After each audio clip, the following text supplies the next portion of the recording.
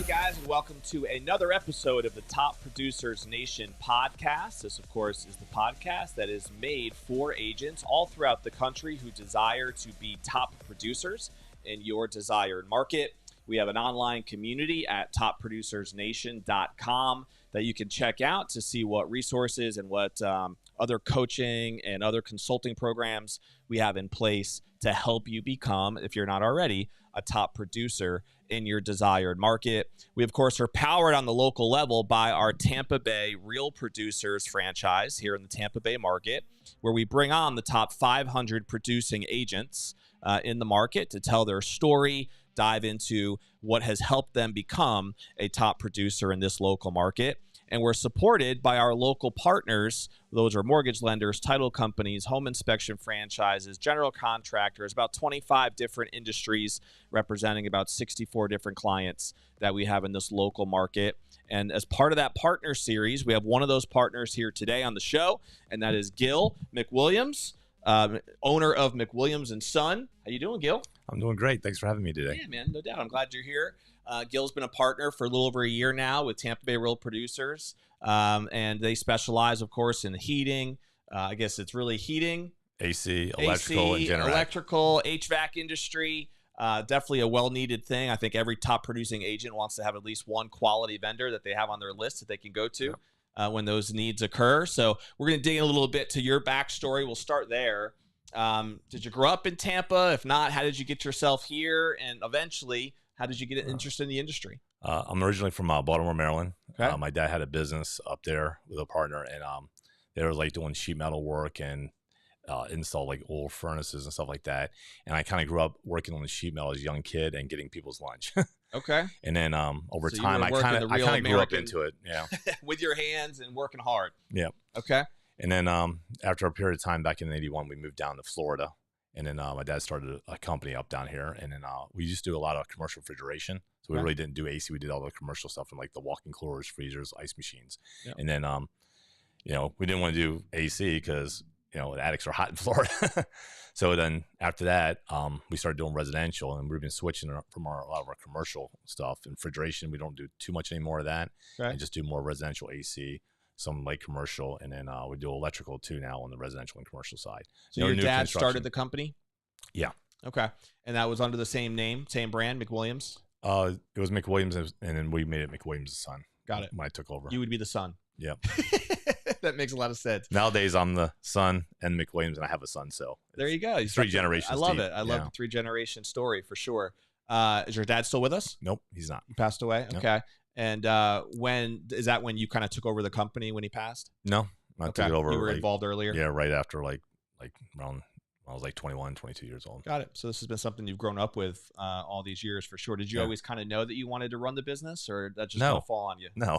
You never want to follow in your parents' footsteps. You want to do your own thing. Sure. I went in the military and stuff like that in the Air Force, and I was an age mechanic for a short period of time where I did anything electrical, mechanical, hydraulic. So even though I'm doing different things, it's still the same background and still field set. Yeah. Yeah, that makes sense. Thanks for your service, by the way. Yeah. How long were you in for? Not long. Okay. 6 months. There was no wartime, nothing like that. You could get out if you failed a room inspection or something like that. Did you travel at all with that, or not really? Nope. Okay. I do now, though. Yeah, I can imagine. So the company seems like based in this area since the 80s. Did I hear that right? Yeah, Pasco County. Okay. And you guys serve all Tampa Bay, even all of Florida, or is this a specific niche? No, we tried. We've been concentrating on like up to like 50 on Hernando County, over to like 41, 75, and then down to like Clearwater area, and then around the North Tampa area. All right. So you would say like North Pinellas, North Tampa, Pasco County, even into Hernando. Yeah. And in that market. More West Pasco County. Got it. Yeah. Okay.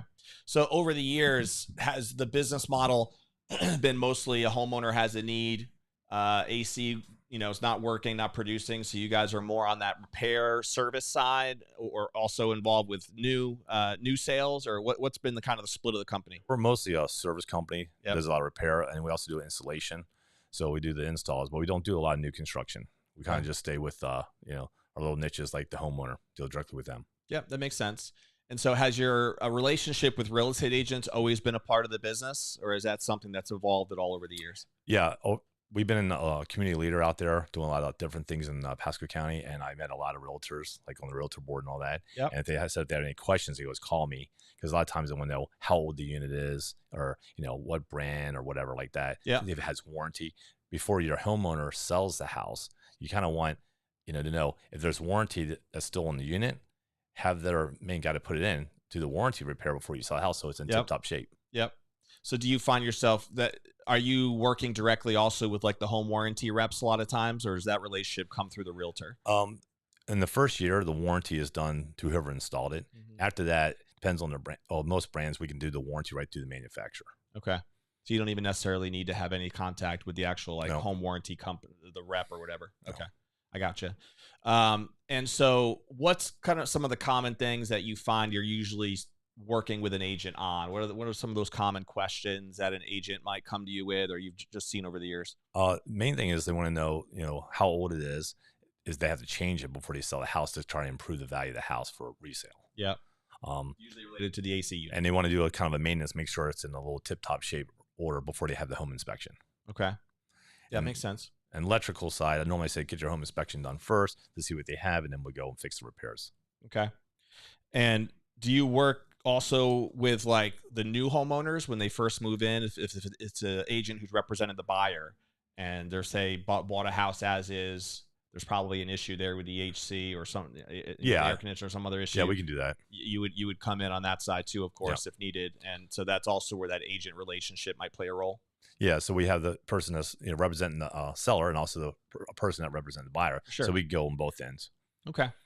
Is there anything you feel like that now that you've had this, you know, some years of experience with some different things of seeing some common mistakes that agents might have made or not made, or things that they've taken for granted. Does anything kind of resonate at all with you that you think agents should be aware of or to look for? I think when the agent, has that care, I call it the care thing, when they be proactive on helping their seller get prepared to maximize the sale of the house by eliminate the headaches when you do have a home inspection, like, or they just stage a house. Yep. I think that kind of helps them, get through the process a lot easier. So any potential buyers can walk in and go, it's ready to go. Yeah. You don't say, well, we got to wait 2 or 3, 4 weeks before we got to do all these major repairs. And they're buying a house used as is. Now they do all these repairs. So like, okay, maybe there might be more repairs we don't know about. Yeah. And you always want to try to make it as seamless as possible if you can. So in your opinion, one of the big ways to make that seamless is just to be looking out for those things in advance. Bring a professional in like yourself to see if there's a way that you can handle some of those problems before it becomes a bigger one later, right? Yeah. One of the good things is recently the Sands passed that rule around July 1st, I think 23. The warranty, because it's real property, because that's why you have to have permits on and all. The real thing is to make sure that the warranty goes with the house, not the homeowner. So many homeowners, like some of these subdivisions were brand new, and the houses were being sold, like in Odessa, like after they own it for a year or 2 year or 3 year. Now you're on your third owner within 5 years. Yep. 5 year in one day, there's no warranty. Yep. And sometimes I see people get good deals on AC units, but it doesn't come with a permit. It doesn't come with that. It's a cash job bought from like an outside company, not a main vendor. So it's not even a name brand that we get parts. And what happens is they have no warranty. We're doing one next week in the Wesley Chapel. We're seeing them today. And they seen a bid we had years ago. And that's the only piece of paperwork they had was our estimate that they never used us. So now we're going in there, straightening it out, making sure they have the warranty, they're protected, and we're going to do them a solid. Like their AC starting to fail a little bit, but they're trying to get some funds. So we're going to help the lady out because she has some medical needs. So, and that bid you were talking about, that was for repair at the time. Do you also sell new units if needed or no? Yeah, you do. Yeah. Okay. Are there any particular brands that you always recommend or are affiliated with, or is there a lot of different options there? I do a lot of Tempstar equipment now. It's basically a Carrier product. I like that. I think Carrier is like the grandfather out there, and in so much of the market that if you have a shortage of parts, you pretty much are interchangeable. Like it might have a different name on it, but I can just take like a Carrier motor. Yeah, it's almost the same as the Tempstar motor. Okay, can't tell the difference on the name tag a lot of times, except for the the most higher common brand that you find out that's out there the most. Is it Carrier? Yeah, Carrier. Carrier is most common. On our commercial end, we see a lot of the Train. And Carrier, and I do a lot of Train equipment on the commercial side. But then on some we see like Goodman's out there, stuff like that, Lennox and some York. But some of those manufacturers at wholesalers, there might be in St. Pete, but they're not in Pasco County. So I like to sell equipment that's local. From a main manufacturer, just so we can go ahead and get the parts easier and faster. And there are some pretty wild differences in terms of like what the standard warranties are that come with these units. Does that vary a lot based on most of them all come with a 5-year warranty. And then when registration is 10-year, even with the rule that was passed, you still have to register the equipment within like sometimes 35 days, 45 days to get the warranty. If you don't, then you only got 5-year warranty. So it doesn't matter if it's a new home or not. It will never have the 10-year because you still have to register it. So what I'm seeing now out with new construction, as soon as they start the system up, the company the vendor that's installing the AC for the builders, they're registering equipment right there and then, which is kind of smart. Now, if you buy a house 2 months after it's been running, your warranty is only 9 years, 10 months, not 10 years from the day you purchase, because they're registering it underneath the builder's name now. So there's no paperwork that you have to take care of. Interesting. So generally 5 years is pretty standard on the warranty whenever you get a new unit. However, if you register within what period of time usually? Normally all vendors are different. Some are 30 days, sometimes 45. I've seen 60 before. Okay. That's a pretty big difference though. I mean, I think most people, I'm sure that's being told to people, but I think most people probably don't take that step, do they? Well, like in the Starkey area, I see a lot of houses, they'll have 2 systems in a house. I see 2 of the units registered. Maybe the homeowner didn't do it. I mean, you should register your refrigerator, microwave, all your appliances. And I see what happens is sometimes it'll be one not registered. So I'll call the warranty department, have them pull it up. And if they already have one piece of equipment with their name on it, I can attach it. And I'm finding these things out sometimes not in the first 5 years because everything has warranty. You're not checking that. I'm finding out in the 5th or 5-year 1 day and on that, hey, you don't have warranty. So I got to call them up and I say, hey, email them a copy of this. And that way you have the warranty and that's done. I can look at it right on my phone too, instantly. So once you pass that 30 to 45 day window, is there any way to still take advantage of the 10-year, even if you miss that window? You can call the customer, but sometimes, during COVID, they were a little bit more lenient on that. But now, I don't know. I mean, it's in the paperwork. Yeah. So people hand you paperwork and they said register stuff and everything in the paperwork says, well, you got your paperwork. The manufacturer, it's not their responsibility. It's the people that are selling the unit say, hey, register. I try to do that for the homeowner. So all they have to do is basically sign the check, give it the money, and I give them all the paperwork. I do a turnkey. So I register for them and everything You're else. registering it with the manufacturer. Mm-hmm. Yeah. Myself, and I'm keeping a copy and giving them a copy in case they lose their copy.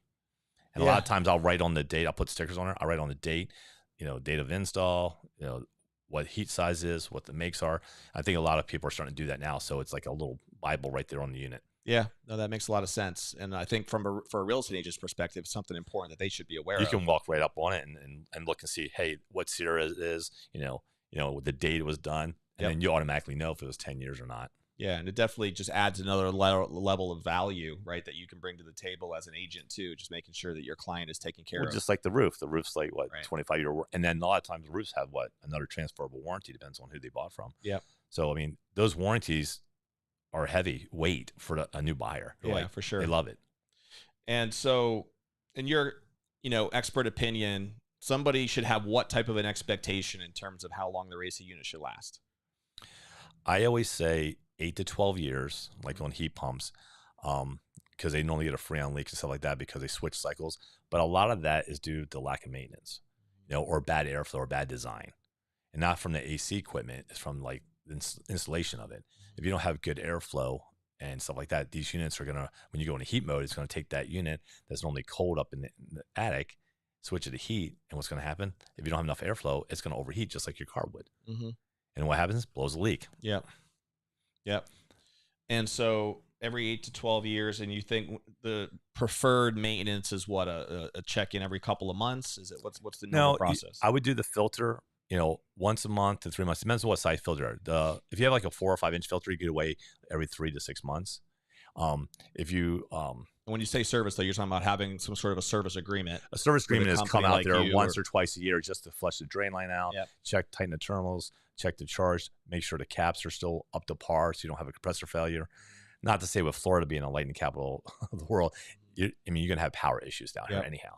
But if you can prevent some of that stuff, that senseless call on a 4th of July weekend, you're going to pay overtime and all that. You don't want to do that. And we don't want to go out on 4th of July weekend either. Totally. No, that makes sense. And I think that's a critical component too, is just making sure that there's one of those in place just to check it especially like you said, we live in Florida, so it's naturally going to be hot here all the time.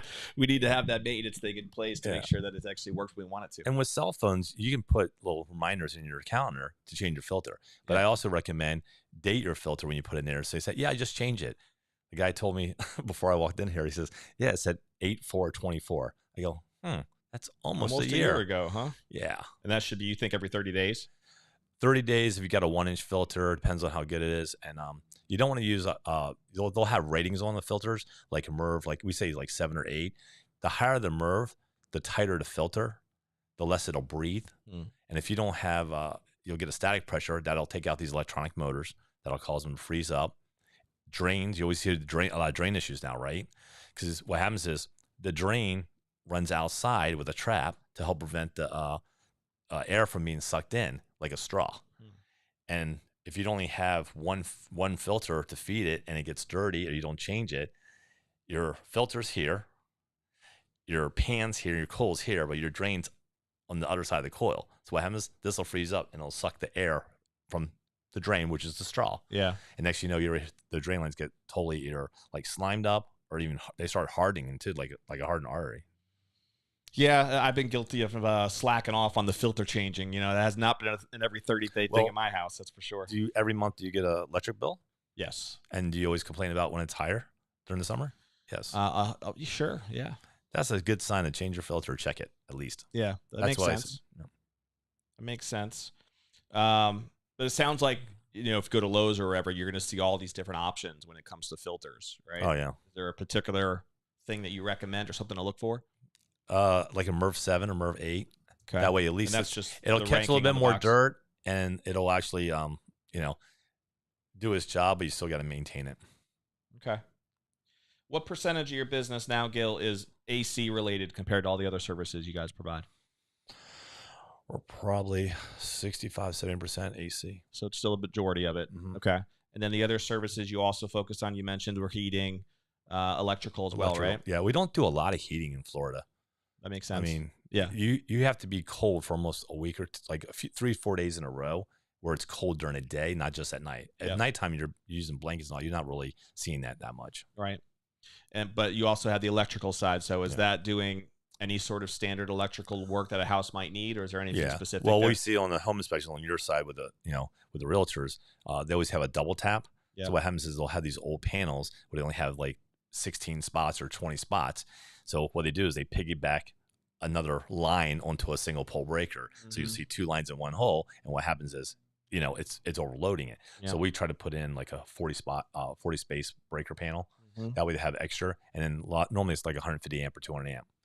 But some of the new codes now are changing too. So if you do need a panel, if you have the old like fuses or the old like Federal Pacific breakers, the insurance companies you can't get insurance. That's another thing too. Like you're selling a house, it's got to be insurable so people get their loan. Sure.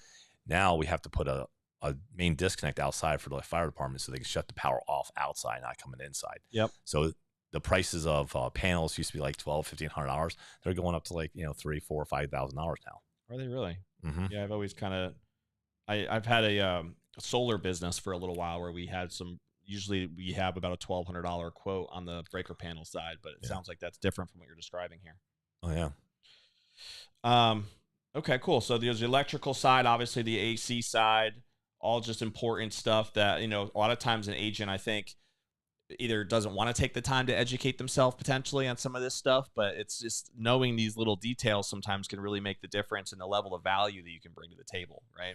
Yeah. When you're an agent. Do you find, Gil, that you guys do anything to, or historically, have you done anything to educate agents in general with presentations? Do you go to their offices at all, or is it just kind of like whoever you're working with, whatever questions they have? I've done some things to display on and show people, like we talk about the filters. I showed them the difference of why a home household filter, because the surface area, you can go better filter, don't have to change as much. It does cost more, but does it cost more than you buying a filter every month? Right. And if it takes less stress out of the system, I show them a demonstration on how that works. Mm-hmm. And I also tell them how to read basically the numbers sometimes. If they get me a number on the serial number on the units, I can tell them the tonnage and tell them how to read it, and stuff like that. Yep. Yeah, just basic stuff that really you can tell a lot just from knowing what to look for, right? Yep. On the label itself. So that makes sense. How historically have you connected with agents in general? Has it been all organic and whoever's kind of been referred to you and that's how you've had your conversations, or have there been other strategies involved? No, it's just running into them over the years. We've been around for so long that our name's pretty known out there, and we're local. So totally, we get back in the community. So we're at a lot of community events. Mm-hmm. We see a lot of realtors out there. Plus, I bought houses in the past too. Yeah, that makes sense. So people you've used personally and all that kind of stuff as well. And we do a lot of work for investors and other people that are buying houses. You run into a lot of different people. And I think you were saying off camera today too that you have 23 employees. Is that right? They're on 23 to 26, yeah. So those are people that are mostly in the field, doing appointments, serving homeowners. In general, now that you've had the business for what are we working on? Almost 4 decades now, I guess. COVID was a thing where we had to get the mask and all that. Yeah. You just say, 30 years in business, 35 years. And now we say we've been quality service since 1981. It's just easier. It's one thing we changed on our model as far as instead of changing the years on our trucks and all that, or our shirts. So it just says quality service. Yeah. And how has the history of the business been? Has it been just very like up and down? Has it been kind of consistent growth? Has it been pretty maintained, would you say? Or overall, what do you think the story there looks like? I think it was a roller coaster, a really rocky one in the first like 10 to 20 years. Okay. Then we had some good growth, and then and when we had the growth, I was covering from Sarasota to like Lake and Oviedo to Gainesville, Cal. We were doing a lot of big commercial, like Central Florida. Yep. And then I had 44 guys there, and I'm like, that was chaotic. Yeah, too much. Yeah. Yeah. So you started to learn over the years, like what type of business you really wanted to So have. so we shrunk it down, Yeah. half the employees, or less than half, more than half the employees, and then just And also focus shrunk on down your service area, right? Yep. Mhm. And when we did that, we were able to give better service. You know, we had the cream of the crop of the guys with us, and you know, then now it just sells itself. We've already been in When here you a have long a time. job potentially open up outside of your preferred service area, do you usually refer those out? Sometimes depends on what it is. If it's an existing customer and they really want us to, we do it. Sometimes if I know somebody, I do refer work out to other AC companies all the time. Okay. Yeah. Even electrical, because when I covered in Central Florida, ran into, like, you know, obviously you could be a good AC guy, but if you don't know some business, I got caught with that windshield time, and we weren't billing out enough. I don't want to get caught with that again. Yep. So that was one of the things, you know, that windshield time was killing us. Yeah, that makes sense too. Do you still do commercial too? Yeah. What percentage of your business is commercial now? Maybe 3 to 5, maybe 5%. It's okay. Much lower than it used to be anyway. Yeah, we used to be 95% because of refrigeration, and we didn't do AC, so it was almost 95% refrigeration. Yeah, that's a pretty big change then, compared to where you were, for sure. Working on my niche. Yeah, that's important. Identifying exactly what's the target audience, right? Even today, I'm always learning. I'm always trying to, you know, find out what's going on in the area. And in this trade, everything's always changing. Like, we're getting another new gas, and now they're trying to say that the gas is going to be available. So whatever you have, you got to let it go. So how do we put new systems in with this new gas? You know, and it's like, all right. Yeah, no, I was going to ask you that too. Is like, since you've been in the game as long as you have, I'm sure you've seen a lot of changes happen over the decades in terms of regulations. What do you think is kind of the biggest factors that go into the change? Is it decisions Washington makes that impact your industry, or is it other consumerism type opinions on certain things? Like, what impacts things more? I feel sometimes they don't do enough research, and when they put you into a position like R22 and R12 back then, they were doing, you know, the ozone, right? So then they switched to the 410 and different dropping gases and all that. Okay. And then with the 410, that had a global warming value, right? So now they're going to more like a propane type based gas that doesn't have the global. So I'm like, I wish they just make up their mind so people don't have to keep changing their equipment out. You know, after 10 years, sometimes, like, the guy we're doing his unit's like 7 years old. He didn't have the warranty. They've already put $1,000 into it, and they're getting ready to try to put another 2 or 3. Like, it's just taking, you know, a toll on them. Yeah. So what happens is now they're like, all right, I got to put a new system in, new gas if it's available, but I can't. If I have an issue, I won't have gas to fix it either, and then get the warranty. Yeah, that's annoying for sure. The constant. And the reason why we're doing it on the 7-year-old system, even if they could spend the $2 or $3 grand to fix the coil, it's back ordered. So it's not even available because they're switching the factories to the newer stuff. So the parts availability. So a lot of that is like, who's making those decisions that are impacting? That's Washington. I'm sure. Right. I don't think it's the manufacturer. Whatever they're willing to, whatever they want to promote in that. Well, they're trying to be, you know, more energy efficiency and all that. And a lot of that, some of that energy efficiency emissions. What's supposedly getting off more emissions or less. And we all love nature. I mean, we don't destroy our own country like that. But, you know, what happens is when you do the different energy stuff, like I see like a car has a 350 engine in it, right? Yeah. And they used to have like 350 horsepower. And now the same engine only has 280 or something. Right.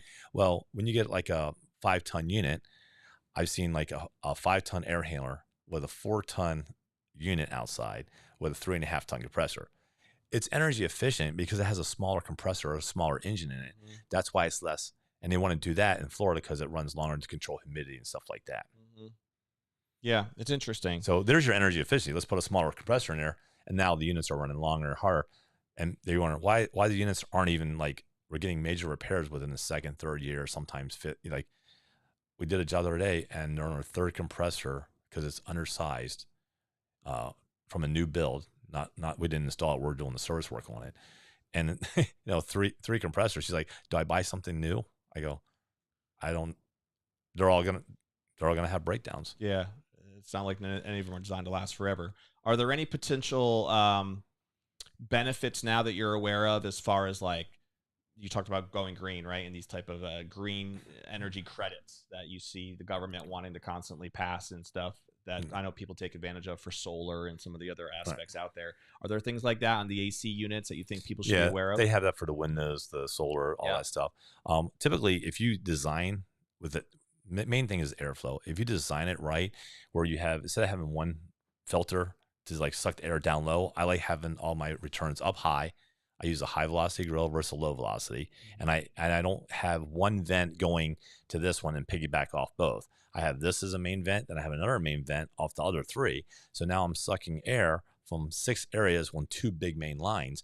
There's no static pressure, on that. So now the system runs very smooth, doesn't whistle as much, cools the house more efficient, hot air rises, cold air falls. And then is there like a bigger tax credit at all that people get if they apply for something like that? If they go with the higher end units, but I don't sell a lot of the higher end units because of parts availability. Just because you have a higher unit doesn't mean you're going to be able to get the part like within a day or 2. Sure. Because the parts are more expensive, and the supply houses don't have them sometimes. Right. Or they have one, and because they break, they're already off the shelf. And we're not really stocking them because they're a high end part. Yep.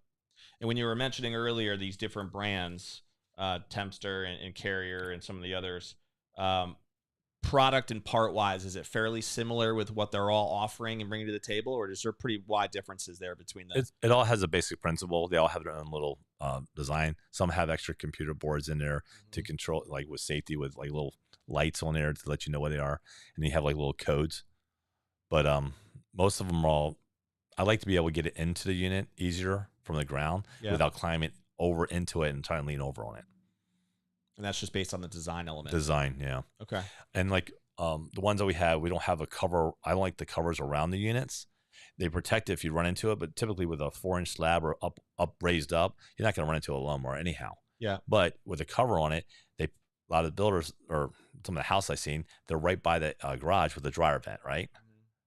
What do you think the dryer vent does? It blows lint right on the unit. So now you're not cooling in Florida. Yep. And then what happens is I like having no shroud around it just so you can see the coil. So when it rains, it washes it out. And you can see the dirt without trying to look down inside. A lot of people don't see that they have their dryer vent blowing on the whole thing. And I try to move those dryer vents out of the way if I can. Do you think, and we kind of touched on this before, but is there anything else you feel like an agent specifically should look for or be aware of? Like some of these little details you just brought up, I think it's not something that obviously an agent is going to necessarily know, nor should they necessarily, right? Like that's your profession, it's your expertise, so it makes sense why you have these different details you can bring to the table. So having a professional like you handle a lot of this stuff, I think it's important. But just in general, like if you were trying to help an agent understand how they can add more value to their clients, is there anything else that comes to mind? The number one thing I see in the new houses, because they're made more energy efficient with insulation, they have a higher R value. So we're seeing a lot of bacterial growth and stuff where you see the like blackness on the air handler. Yeah. And a lot of that, they put that mastic on there. So it goes on like a wet, like plaster, I call it. Okay. And when it's on there, it starts turning like when it gets wet, because it goes on wet and it's got to dry, but then it gets wet because the units are not either not sized right or cooling too much or running it too much. Like people are trying to get 68 degrees, 70 degrees on a 95-degree day. It's going to run and sweat just like a glass of water in your house. Right. So what happens is it'll get tan, then brown, then black. And you know what they say? Bacteria growth is what we say. But I typically, when I put those in, I don't use the mastic around the air handle on the top. I use the glue, a nice bunch of tape, and I double tape everything. And so the silver tape, it'll sweat and look like salt rings on your shirt versus having it start turning tan and brown. So you think as an agent, that's something you're going to see that right away. And that's number one thing that any buyer's looking for too now, because these houses are tight envelope. Before the air would leak out, now it's don't. They need like fresh air to inside too. Got it. Cool. Well, I appreciate it. I think there's a lot of detail there that, again, just emphasizes, in my opinion, the importance of having a professional on your team, right? That you can go to take a look at these types of things and really add that extra set of eyes who know what they're looking for in these types of situations, so that your clients aren't going to be bombarded with something. And if they have my number, they can, a realtor friend of mine, he just send me the picture of the model. I can tell him what it is. He can send me a picture. What do you think it is? I do a lot of stuff to save on the windshield time and driving. Send me a picture, whatever, and let me look at it from a distance. I said one shot up close to the name tag and one from like 10 feet away so I can see the whole, how's the air handler in there? Is it in the closet? Is it too tight? Is there room around the work on it? Yeah. And the pictures are, it's amazing now with technology. I might have to send you some pictures of mine. We have an Ameristar unit. I don't know. Do you have an opinion on that? So Ameristar sounds like American Standard. Yeah.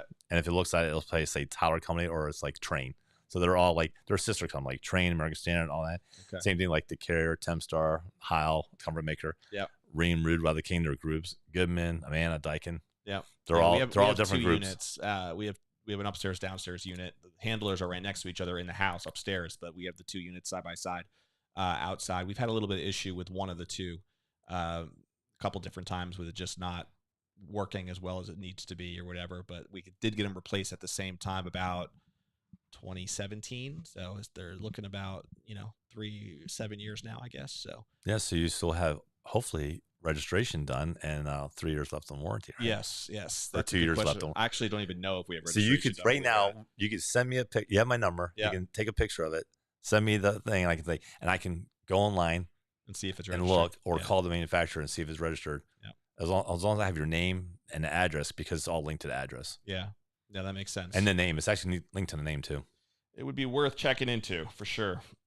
That's a freebie. You mentioned earlier that your son is now in the business with you. Yep. Right? Just one? Just my son, yeah. One son? How old is he? He's like almost 35. Nice. So did he get started with the business like as early as you did? No. Okay. No. And was that one of those things where he thought he was going to do something else and decided to? He was in the Marine Corps, so he did a full tour of Iraq and Afghanistan. Gotcha. And then we came back and he went to the AC school, and then he did well in that, and then he did the electrical training, did the marksman, and did well on that. And now he likes electrical, so he's on the electrical side. Okay. And then my daughter's in the business, my wife's in the business, my son-in-law. So it's truly family run. He's Army. Of course, during COVID, he was stationed in, he's out within 2 years. He was stationed in Romania during that because they couldn't really go out and do anything. And then I also have my wife's uncle. He's in the business with his son, his wife. She runs the office, and his son actually works on the electrical side too. Oh, wow. So, and then I have a lot of friends that I've known for like 20, 30 years that are in the business. So it's a friends and family company, really. Are you the sole owner, or do you have ownership split up with all these different people? Okay. Sole owner. So you are. And would the plan be, or is the plan to have your son take over that one day, or have you thought about those succession The whole plans? family work together as a family and take over and just run it. Yeah. Leave the legacy because it's been here for so long. Might as well just keep going. Yeah, for sure. It's hard to rebuild that decades of customer base. Absolutely, the reputation has been built and now, and we don't have to advertise. It's word of mouth. Right. No, it's very cool.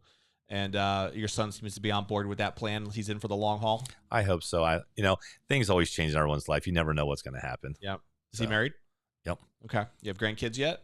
No. Not yet. What are these days, hopefully, huh, Gil? Both my kids are married, and they were out the door early, and no grandkids. What do you guys love to do for fun when you just aren't serving people's homes? What keeps you guys busy? Me? I go on a lot of hikes up in North Carolina. Do you? Yeah, You're a nature guy? Yeah. Mm-hmm. With the family? Yeah. Sometimes with the family. Like the Appalachian Trail type stuff? AT, yeah. Do you? Yeah. I did Mount LeConte last July. And then last August, I did Glacier, Montana, up there. Oh, wow. That must have been pretty. And then pretty soon I'll be out in Washington out doing some of those parks out there. The summertime is always a fun time to kind of get away and do some of those hikes, I guess, and up in those states, right? Yep. Do you have a favorite area to go to? It's North Carolina? North Carolina. Yeah. Is it? Yeah. It's close. It's a 9-hour drive, but it's, Close enough. Yeah. Yeah. I get that. Makes sense. Do you have an RV to be able to take the whole family with you? We do have an RV. It's a mobile house in case we didn't like the area, but we've been going up to like the Gatlinburg area, Bryson City area. Sure. And normally we stay in the Bryson City area because less population, less tourism. Yeah. Right? And that's where you see a lot of the waterfalls, a lot of the nature, and all the trails and all that to hike. Yeah, we take the family up to Gatlinburg. We usually go at least once a year. We love that area as well. It's beautiful. And we're close to everything. So we go, an hour, 15 hour and a half, you're at Gatlinburg or Pigeon Forge or Asheville or to Tail the Dragon if you ride bikes. Yep. And also whitewater kayaking, we do that too. So the whitewater kayaking right there. Yeah. Have you done the Cades Cove little drive over there? Yep. Cades Cove, we go there on a Wednesday. It's not open right now, but on the Wednesday, normally during the summertime, they shut the park down from driving and you bring your bikes and you can ride the Cades Cove now. Oh, that's neat. Yeah. I've done it about 3 or 4 times now with the family. We've always seen a bear every time we've gone through. So on a bike, that might be a totally different experience. You still see more bears? Yes, Sometimes. I can imagine. Well, the bear population's been growing up there, and like Cherokee on the other side, almost every night you can go out there as you leave Cherokee to go into, as you go into the mountains to go right there. Cherokee has elk everywhere. Oh yeah, yeah, it's beautiful. Really driving through there, the views of just the terrain of the land is one thing, but the live animals are always out and about, and so it is a pretty neat place to visit. Yeah, especially if you're into the nature scene and that's your thing for sure. Oh, couple rapid fire questions, right, for people to get to know you a little bit more. all right. Do you have a favorite, say, book or author, maybe a seminar, even a podcast that you feel like has ever helped you personally or professionally in accelerating your growth? I read a lot of books by like Simon Sinek and stuff like that. Mm-hmm. Brad Sugars. Those are like business type books, and Yep. I like doing a lot of business books these days. So I was always an AC guy, but now as I grow, I'm trying to read more than I ever did in high school. Yeah. And try to learn. So I always pop things up on the YouTubes and stuff like that. Is there a particular author you mentioned Simon Sinek? Is he one of your favorite authors? Brad Sugars. Yeah. Okay. Yeah, very cool. I like his stuff too. He has a lot of good YouTube content too. Yeah, it can help a lot of business people out, I think, if they listen sure. to a lot of stuff. Have you ever heard of the Gino Wickman book, Traction? He teaches what's called the EOS operating model for businesses and entrepreneurs like yourself. It's called the Entrepreneurship Operating System. That's what EOS stands for. And it's really just about like structuring a business in a certain way that's going to eventually leverage and free your time up a little bit so that you can actually live the lifestyle that you've worked so hard to create, which a lot of entrepreneurs never get to, obviously. Brad Sugars has that in his book. It tells you when you start out as an employee, yeah, right? And, just don't think you're just an employee. That's the starting base of your training, right? And then you said, well, I want to be like the boss and be self-employed. Well, hopefully you were a good employee, maybe a manager so you can manage people, and then you become self-employed. Next thing you know, then you go to an owner. Now you got to manage people and budget it. And you really don't, until you get past that level to have extra people working, it's hard to get to that entrepreneur level. Yeah. Unless you know business, you're just a worker in your own business. Totally. And that's really how most people stop, honestly, is they want that idea of being a business owner. So they create it thinking they're going to have freedom, right? Yeah. At least a lot of people get on that road, and they really just create another job for themselves. And most people never actually get out of that state of having another job. And not that you want to say no to doing certain things, but sometimes you have to say no and then work and stay the main course on what you're doing. That's why when we started not knowing any more refrigeration and stuff like that, and some of the big commercial, because obviously as I got older, hip replaced, knees replaced, I'm not climbing on the roof or on the attics. I can't even still kneel now. You find yourself,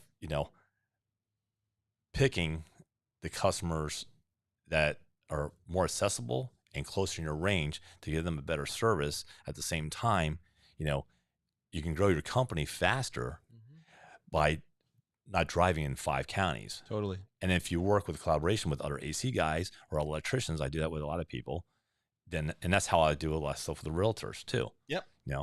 Whether I do the job or not, I'll still be there, a voice or a reason you can say, hey, what's this unit? What do you think? And I'll give you my feedback. Yeah, no, I for agree free. With you entirely. Gil. We preach here with our Top Producers Nation community the concept of clarifying your USP, right? Unique selling proposition. And there's so many different ways to define that, but each person has to define that for themselves, in my opinion, in order to thrive in whatever they're going to serve.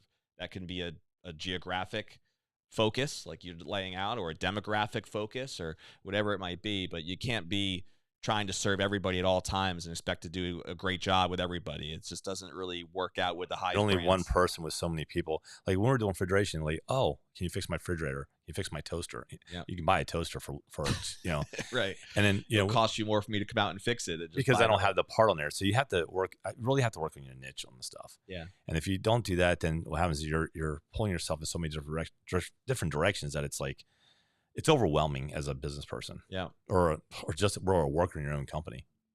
In your industry, I'm curious now that we're talking about growth a little bit in the business, like what is there certain people that you know of or that you followed who's like, when they start an AC brand like yourself, their goal is to take it public, where they are looking to scale something on more of a national scale? Or is it more common from my experience? It seems to be more common where it's all just for private brands and they tend to be local, right? As you've said, and there's obviously nothing wrong with that. But I'm curious if you've known people who that's like the approach is to try to go down like that public side and eventually even go public. I think when we all start out, there was a lot of father and son businesses out there where the kids were going into the same field as their dad. And even if we didn't want to in the beginning, we seem to fall into that. And then now that I look back where I didn't want to, I actually love it. I get to help people out, make things work the way they're supposed to work and all that.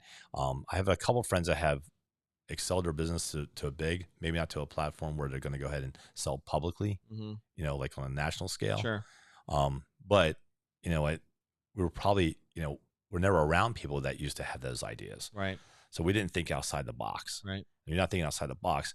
Now, I have one guy, we hooked him up with a business guy to sell the businesses. They hooked up with someone that he's trying to go franchise with one of his businesses. And it's in dumpsters. So I thought that was pretty cool. Yeah. Because he's a young guy, he's innovative, and he wants to strive. And that is one way to scale. It's just sell franchise agreements and be able to reach national that way. If the kids and the family want to take it to a whole nother level, do whatever, that'll be on them. Yeah, I get that.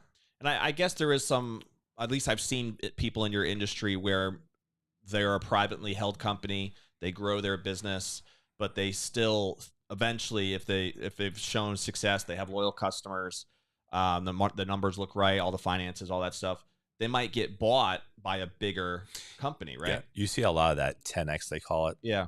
And what it is you can have one company, but if you buy 100 companies, right? You not have 10 employees, you have 1,000 employees. Now you can sell as a national account, and then you see national accounts by other national accounts. And next thing you know, it's a big national brand, national brand. And that value of the company, you bought this one for $1 million. Then when you have 100, it's worth like say 10 million. And then as a national account, it's worth 100 million. So there's your 10X. Yep. And that's the mindset, thinking outside the box. And then you go, oh, we're the whole continent. Oh, now we're international, and you can go even bigger and better. Have you ever had the thought of structuring your business to sell it to one of those bigger brands one day? Or do you think you like keeping it in the family for as long as possible? I like keeping it in the family.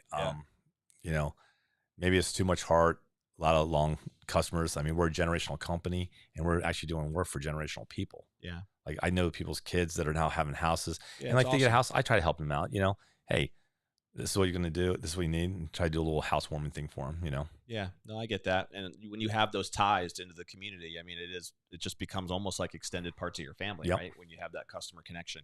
So, and you guys have obviously established that over almost 40 years now. Yeah, they're not just on a number on the invoice. There are people I've had multiple contact with. I see them out in the community and all that. So, yeah, I love that. And I respect that for sure. So we're going to help put a bow here on the episode as we wrap up here, Gil. It's been great to have you, though. Okay. On the show. And I always like to ask what I call our legacy question here towards the end, is to get people thinking a little bit. So, and we've talked a little bit about future and your son's involvement and all that. But when that day does come and you're sitting on that rocking chair and you're thinking back to what you'd want to be most remembered for, what type of legacy do you think would matter most to you that you'd want people to know? So my dad told me a long time ago, he says, all you have is your word. As long as you keep your word, that's the main thing. Do what's right by people. Integrity. Yep. Amen. I appreciate that. And I think especially in a customer service based business, which you are, with the amount of local clients that you have and the community reputation that you have, that has to speak for itself, because you don't last as long as you do without having some of that in place. Yeah. Sometimes it's not about the money. It's about taking care of people. When, if things are tough, sometimes it's tough for everybody. If you can help out, you help out. Absolutely. Well, Gil, it's been, you came highly recommended by multiple agents when we connected initially, and I can understand why. And it's been great to dive into your story a little bit more and learn more. And for people who are watching, if somebody is an agent out there and you feel like, you know what, I need to get, especially if you're an agent who thrives in like Pasco County, Northern Tampa, you said Northern Pinellas County as well, Hernando County, even there's some overlap there. I would highly recommend connecting with Gil and having a conversation when you have a need. or I'm sure Gil would be more than welcome to talk to an agent, even if you're not in that market, right? Who might follow our program. But what's the best way for someone to reach out to you guys, Gil? They can call us at our business number, 727-862-7002, or they can also look us up on online too. Cool. Just that's Gil, the website. Yeah. Yeah. You can obviously just Google McWilliams Son. Facebook page is also there as well. But we'll put a bow on the episode the way we always do, which is a call to action to the audience. So whether you're watching the live stream on Facebook or YouTube, or you're listening in on the 15 plus podcast platforms that we're on, if you don't subscribe, by the way, to the show, click that little button below. That way you'll be notified every time a new episode drops, which is every week here with our process. So you want to make sure you're notified when that happens. And what's one little action step that you can take from our conversation today with Gil that'll just help move things forward for you? As a top producing agent or somebody who wants to be a top producer, it's really important that you have trusted partners, right? Trusted vendors that you can lean on with expertise. You heard today Gil really dig into a few things that showed his expertise about AC units and HVAC in general and electric and everything that he's been doing for almost 40 years in this business. So maybe it's somebody like that you need to have as part of your trusted partner list that you can simply reach out to and have a phone call with, send a picture to with a label and you have questions about, and Gil's somebody who can help you out. So maybe that's the action step, right? Just having a conversation with someone like Gil. Or maybe there's something Gil said that triggered a thought with somebody who you already work with, right? Potentially another professional in this space, but you didn't know that or didn't hear anybody say that, and you need to follow up and have a couple of conversations to figure out whether you're even adding the level of value that you should be adding, right, to your clients. And you heard Gil mention a few different things you can look for as an agent to make sure that you're adding the right level of value. So pick one thing. Take action. That's why we do what we do. If you just listen to these shows and then don't do anything about it, you end up wasting your time. But we want to make sure you're taking action and building those habits so that you're doing everything possible to be a top producer in your desired market. We will see you, of course, on the next episode. If you don't already, check us out at topproducersnation.com. You can follow us on all the socials as well, and you'll consistently hear content designed around helping you be a top producer in your desired market. Look for an upcoming weekly webinar series that we're excited to launch, as well as our course and programs and consulting, which all lives at topproducersnation.com. We'll see you on the next episode of the Top Producers Nation podcast. We'll see you later.